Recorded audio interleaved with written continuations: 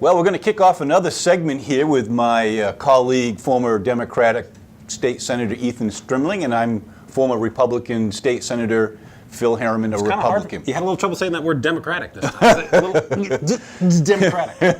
So let's take a minute and compare and contrast the State of the State address delivered by newly inaugurated Governor Paul LePage and the State of the Union address by incumbent President Barack Obama.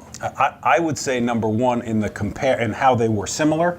These were two guys that had nothing to lose, and you could see it. They're not going back out to the electorate anymore. They are putting their agenda on the table, and they basically said, Obama to Congress, here's what I'm putting, you guys need to pass it. LePage said the same thing, here's what I'm doing, you guys need to pass it. That to me was the most similar piece of the two speeches. I would disagree in this respect, and you're right, they both put it out there on the line. They both said this is what I'm looking for from the legislature / the Congress.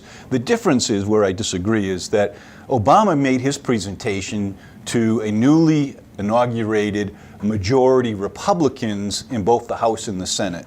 LePage delivered his State of the State address to a newly inaugurated majority of Republicans in the state Senate. So one might say LePage's agenda was affirmed in the ballot box, and one might say Obama's agenda was questioned by the results in the ballot box. I would certainly say that LePage himself was affirmed, but our government is divided in Maine, right? The people put a Democratic House in place, so he was not looking at a all Republican legislature. He was looking at Democrats and Republicans. So one of the differences I would say is that LePage really needed to do more of saying, hey, look, the people have a split government. They wanted Democrats here, Republicans there. Let's find a way to come together.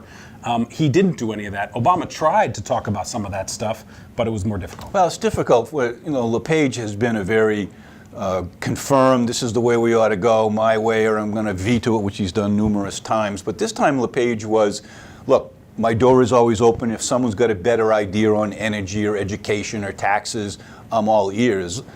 I think President Obama was very confident in laying out a very liberal agenda to a newly inaugurated Republican House and Senate and basically said, this is what we're going to do.